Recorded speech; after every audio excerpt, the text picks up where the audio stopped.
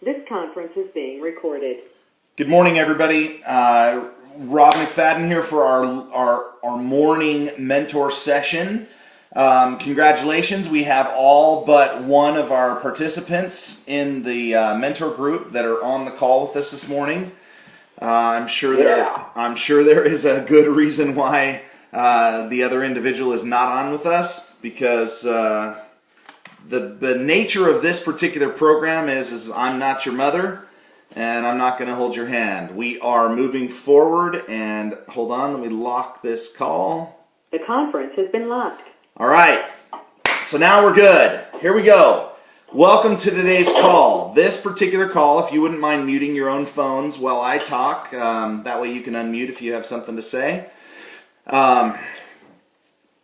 Specifically, today we're going to wrap up the section on three-way calls. And we're going to talk about some highlights. Thank you for those of you that followed the instructions and sent me your write-ups. I am shocked that... No, I'm not shocked. That's not the right word. I am so appreciative of those of you that didn't require further acknowledgement that assignment was due, that you remembered back from days ago in the communication that said, make sure that you send these to me by Wednesday night at midnight. I had a bunch of them come in late last night, which is awesome because that's all it needed. I just needed them by this morning so that we had something tangible to talk about based on what your experiences have been. So thank you for sending me those write-ups. You know who you are. And then as we go forward, it's important that you are constantly aware of things that I write in the emails. Remember, this is a graduate level course, which means I'm not holding your hand. I'm giving assignments, and then I might forget about those assignments for 5 days. And when the assignment is due, those of you that are paying attention, that stuff shows up. And no one's more busy than the other. No one's more, has more going on in their lives. We're all busy professionals, and I appreciate that as much as anyone. So, please don't provide me excuses as to why you didn't get it to me if you didn't. Just be better for the next time. That's all. And ultimately go back and get it to me. I mean, get it to me so I have it, because there's important value in producing that document. That's why I asked you to do it. So as we move forward, let's wrap up our three-way calls. Specifically, some of you had some really good experiences, and I learned that in your write-ups, because even though I was taking my own notes in those three-way calls, the reason I was taking the notes was specifically so I could give feedback on things that I was recognizing that were either missing or that you were doing well. But in your own write-ups, you guys even developed those even further and gave me some very good tangible experiences that you guys were having, which just goes to show that as you're learning this process and as you're going through it, you are gaining your own value. And that is the whole point to this mentor program, is I'm teaching you what I've gone through, and I'm trying to pull out the nuggets of things that have really made an impact on me going forward. But at the same time, you're learning, and as you're learning things that you could teach me, things that I didn't experience. So specifically, I wanted to highlight a couple of the notes that I had, and then we're going to wrap up this session and we're going to go into the next session. Once I share kind of some of my points, I'd like some of you to share some of your bullet points, things that you picked up through the process that you shared either in your write-ups or maybe you didn't share. But I'd like the group as a greater large, I want the group to understand what it is that you experienced. So, okay, specifically, here is the general rule. These are just my wrap-up notes. As to the things that I saw most frequently in the process. So the number one thing, there were two really big takeaways on the three-way call section. And the first one is that people were inadequately prepared to get on a three-way call, which meant to me, or means to me, that they were kind of last-minute ads. They were kind of rushed, like, oh no, I've got to get a three-way call in with Rob by midnight, so I'm going to just grab any, Tom, Dick, and Slick to get on the phone so that I can check that box. which checking the box, yes, is a piece of it, but it's really not at all what we're after. We're not after checking the box. I'd much rather have 2 quality 3-way calls that you learn from than 3 that you just kind of crammed in there at the last minute so you could check the box. So it's important that on the 3-way calls, there is a rhyme and a reason to why we do them. It's not just a function of, hey, I'm going to make an introduction to my upline and hopefully they can close them for me. My gosh, if that's your goal with a 3-way call, no wonder you're not having any success with a 3-way call if that's how the approach is. So the number one theme that I got through these 3-way calls is people were inadequately prepared to be on a 3-way call.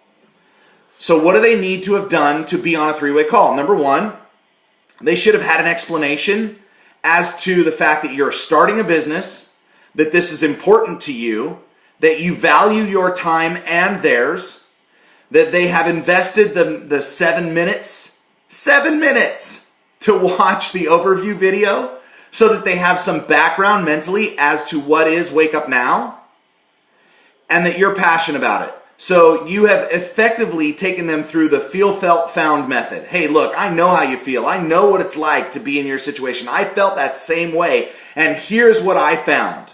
Feel, felt, found. I know how you feel. I felt the same way. Here's what I found. You're creating that bridge with them. You cannot effectively do that unless you have spent some time talking to them, which goes back to the rapport. So when you will notice, and on the calls specifically, and you 2 of you wrote this very clearly in your write-ups, which I felt was very impressive that you caught on, that I spend a very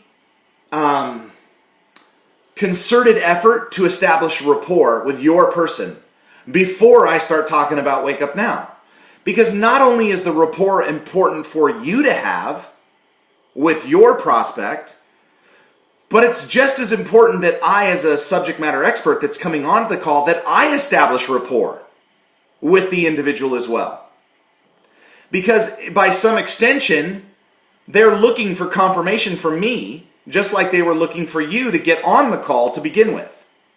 And so I do invest the time to talk about things that are not business related. I want to know about their kids. I want to know about their family. What is their situation? Now, hopefully in the adequately prepared portion, you guys have adequately prepared me for this individual. In other words, you have called me ahead of time and said, Rob, this is who I'm going to introduce you to.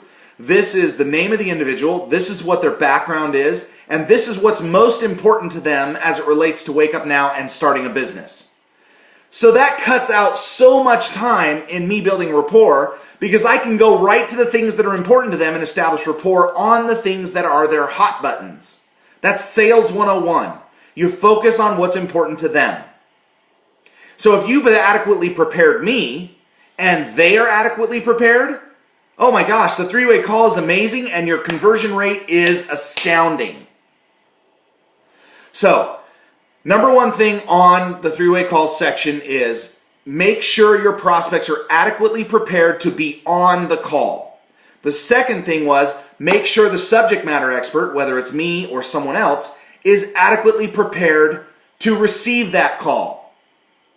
Now, I have no problem with the ideology of, hey, I'm going to send out a broadcast text to my 5 upline leaders and see who's available to do a 3-way call in 10 minutes. But be for dang sure the second you get that response from one of your leaders that says, hey, I can step up, I can do this for you, I'm available, you immediately get on the phone with them and say, okay, this is the person, this is the background, this is what's important to them. They've watched the video, they have watched the webinar, and they've been on a phone call. Man, now that person is prepared for a 3-way call, and the subject matter expert is equally prepared to then engage the individual. So, that was the blaring takeaway from the cross-section of all of the 3-way calls that we did together. And my goodness, I did like 16 3-way calls on day one. It was, I was hoarse almost by the end of the day. And anyway, it was just awesome. So, congratulations to you guys. And I met some really good friends, and I'm glad I remembered Miss Mary's name from last night. I wish I'd have remembered it right off the bat. I thought it was good enough that I remembered where she liked to travel. So I knew her in my head. But man, I just, for some reason, I missed the name Mary until like the very end. Then I started yelling it out. I looked like a buffoon. But anyway, it was good stuff. So any thoughts? Anybody want to step up and share some of their aha moments as to... Stacy just sent me a text that said, "You did good.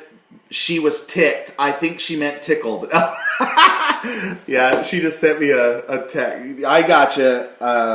I gotcha, Stacy. So, okay. Jackie, do you want to share any thoughts, or maybe one of the Matts, Kevin?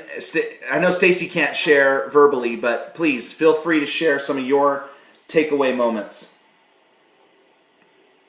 I'll share some of my takeaway moments. Please do, Jackie. It was very nice, first of all, being on the three-way call with Rob. And I think the takeaway moments for me, basically being on a call with him, I was listening to him very, very closely as a subject matter expert, because I wanted to hear exactly what he was saying.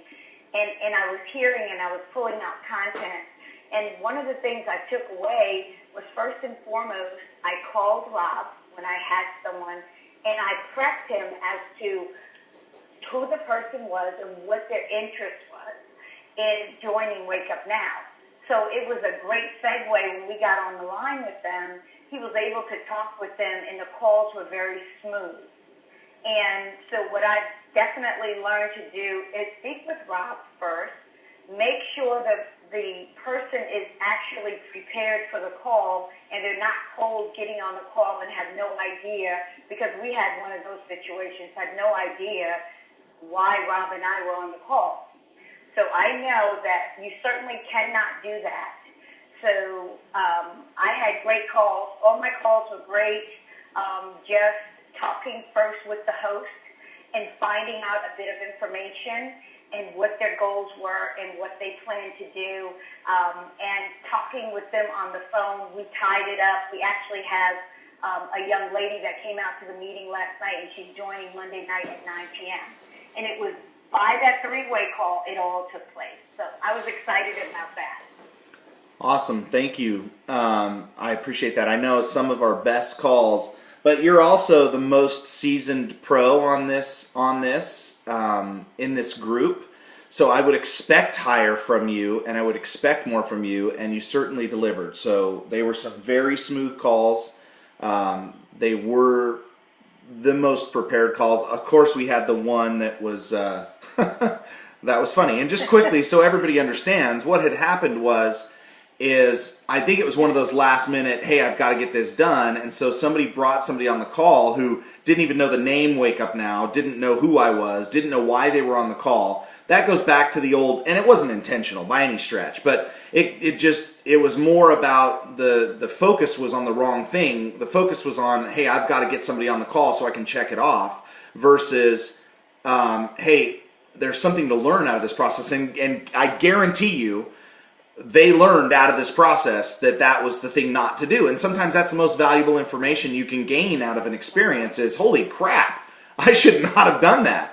And as for the broader group, essentially what had happened is there was a completely cold prospect on the line, and they had no idea. So instead of me trying, as the subject matter expert, instead of me trying to then educate the person, what I said was, for the benefit of everybody on the call, is I said, hey, look, it is clear.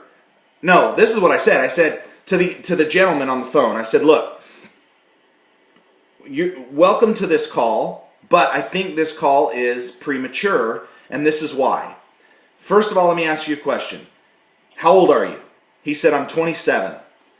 I said, are you, in your current stage of life, are you interested in starting a business and being your own boss and in control of your own life and set your own income expectations for yourself? And he goes, absolutely. I said, great.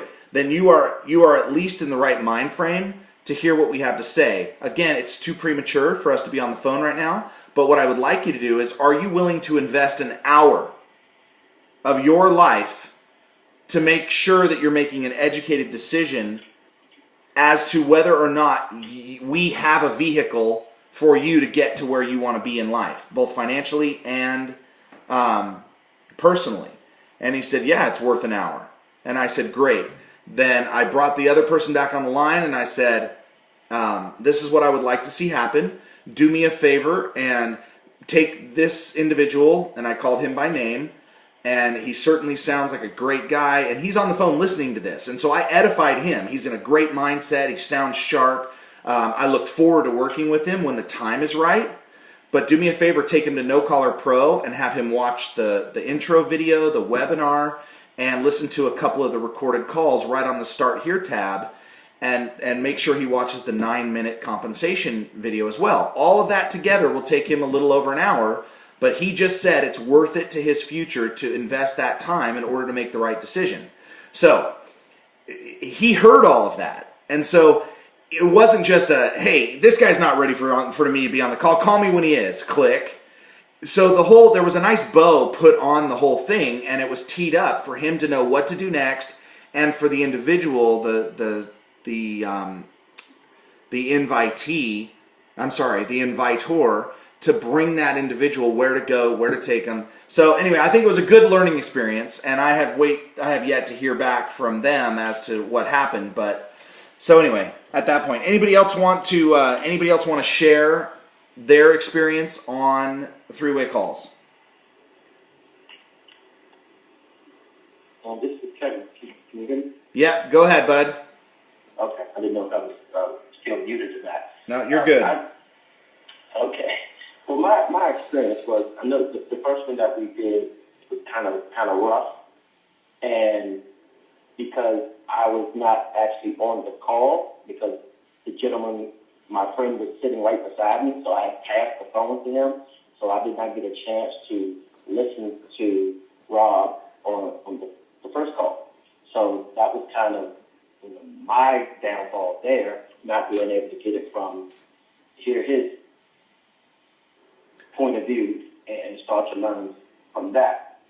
So the next call that I did, it went better. I introduced the gentleman to Rob, gave Rob some background on him, and they kind of built a little rapport there. But towards the end, what I realized I did not do was, because I had prepared my subject, my invitee, for the call. I prepared him for it in advance. So he called me and said, hey, I have some time. Can we get on the call? So that's when I called Rob, said, hey, do you have time? So we got on the call. But I didn't verify how much time that the invitee had, because he was at a track meet with his son, and it was in between events. So he said he had it half an hour, but come to find out, it wasn't that half an hour. So we kind of ended the conversation a little quicker than I would have liked to. So I learned from that, just to finalize how much time the person really had. Because even though we might say it's going to take 7 minutes, 15 minutes, or whatever, we might get into a good conversation where it might last longer than that. And you kind of have to expect that, because if you build up that rapport with all three of you, it might turn into a great conversation that lasts half an hour. You never know. So I kind of took that and went back to the drawing board and said, hey, I need to finalize some things and do it correctly. So that was my take on my code. Cool. Yeah, no, I appreciate that. I know we did learn some good lessons out of that first call, because number one, I wasn't called ahead of time. I didn't know the guy was sitting next to you, so here I am asking you a bunch of questions about him, and you're awkwardly answering those questions with the guy sitting right next to you. Which is fine. I mean, that's a great learning experience. It's okay, now I get it. I need to either call Rob ahead of time and let him know, hey, I'm going to be with the individual. We only have one phone, or we're going to be on speaker, so they're going to be listening to everything you say when I call you. So just be prepared. They are on the call immediately. Now, normally the process is you call me first, you give me the background, and then we call the individual together because they're the most important person on that call, not the subject matter expert. I know that some gurus teach that, you bring the subject matter expert in on a white horse because you put them on a pedestal and you establish value, and holy cow, they're willing to spend time with us. But to me, that's not the right time. That's not the right approach. To me, the right approach is you are most important. I value your time. I'm building a business. I respect you enough that I'm going to have the guru, quote unquote, and don't call anybody who's the subject matter expert a guru. Say I'm going to have our subject matter expert, or my up team leader, or my mentor, or someone who I really respect, my business partner, whatever you want to refer to the subject matter expert as, doesn't matter. But I'm going to have them on the call when we call you. So please be prepared. I'm going to call, and you should call them ahead of time and say, hey, I'm going to call you in exactly 5 minutes. Are you going to be prepared? Is there anything that's going to keep you from taking the call? Okay, great. So that you're also not wasting my time, or the prospect, or excuse me, the leader's time, when you do get them on the phone and you prep them and then you guys make the call and the person's not there. I mean, you're coordinating an event. A three-way call is an event. And it has a starting, it has an agenda, it has an ending, it has an objective. So don't forget that in the process. Even though it's a 10-minute event, it's still an event. And time needs to be respected across all boards. All right, so I think we're up on a backstop on time.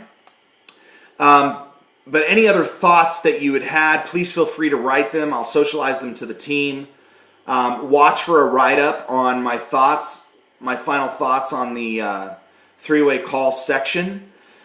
Make sure that your takeaways, that the objective of the three-way call section is that you understand specifically how to host them, how to prepare them, how to set them up, how to transition once you're on, and what role you fulfill when you are either the invitee or the invitor on that. If you're either the subject matter expert or you're the one coordinating the call, the host.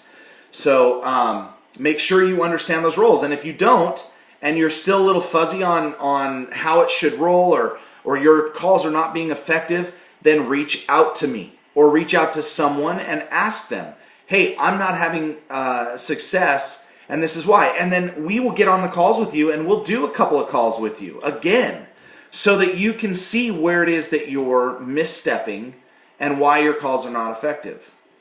And it might just come down to the fact that they're just the wrong people, and you've got a series of the wrong people in a row. That is a likely outcome of three-way calls.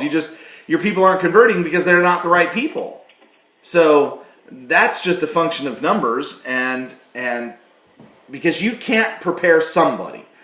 You can't make somebody be ready to change their life. You can't make somebody be aware of their own circumstance and say, hey, all you can do is tee up what value you have, and hopefully that does in turn play into their current circumstances. Remember, I was presented Wake Up Now 6 times before I was prepared to say yes. And so it doesn't matter. All the three-way calls in the world aren't going to get that person prepared if they're not ready in and of themselves to be ready, or they're just not there yet. So on the write-up that I sent out to everybody yesterday, I sent you, I'm trying to find my notes. Does somebody have the email I sent out yesterday? Yes. Come up, congratulations for the three-way call. Yeah, so what is the last? I talked to you about a transition. Never mind. I've got my notes. Don't even worry about it. So the next section that we're going to talk about, and we're going to kick it off on Monday, is visibility. Who has any idea what I mean by visibility? What are your thoughts?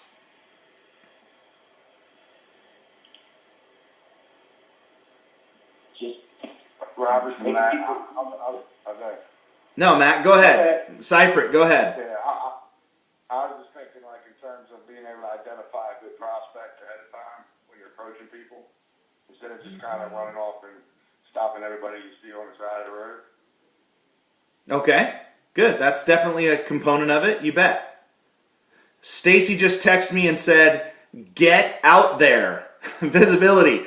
Get out there. That is the actual core purpose of visibility. You've got to let people know that you're in business. There is no such thing as skulking around and hoping people are going to ask you about being in business if you do not let people know that you're open for business. And so that's the section we're going to talk about. I'm going to send out the initial write-up with the assignments, and Monday we're going to not wrap it up, but we're going to talk about it on Monday. So I'm going to send you a write-up today that wraps up three-way calls and then introduces visibility. With respect for everybody's time, I'm going to wrap it up now, and we will watch for the write-up as to the introduction to visibility. But yes, you're both correct, but effectively you've got to wear a sign that says, I'm open for business. So if they don't know you're open for business, how are you going to introduce prospects? If it's literally just I'm going to invite this person and I'm going to specifically ask this person if they're prepared, then that's a one-to-one. That is not the broadest ability you have in order to let the broader public know that you're open for business. So we're going to talk about that. Watch for the write-up today. My friends, you're awesome. I am so grateful for each of you. I think you're amazing people. I love that we're in this program together. I greatly appreciate the value that I get out of it, teaching you these different processes. I love your write-ups. I love your engagement. I love it when you call and text me and say, hey, this is the problem I'm having, or this is what I'm experiencing, or hey, I just had this amazing thing happen. Share that stuff with me as we're going through. Don't think that you can only communicate with me on Thursdays and Monday mornings. That we're in this together. This process is a learning curve, and I want you to share your successes and your failures as we're going through the process. All right, my friends. God bless. Have a great weekend. I'm sure I will be in contact with each of you sometime during the week. Stacy, go back to work. You're amazing. And we will circle back later. God bless. Thanks, Russ. No worries. See you later. Okay, bye. See you, Rob. All right, buddy. Ciao.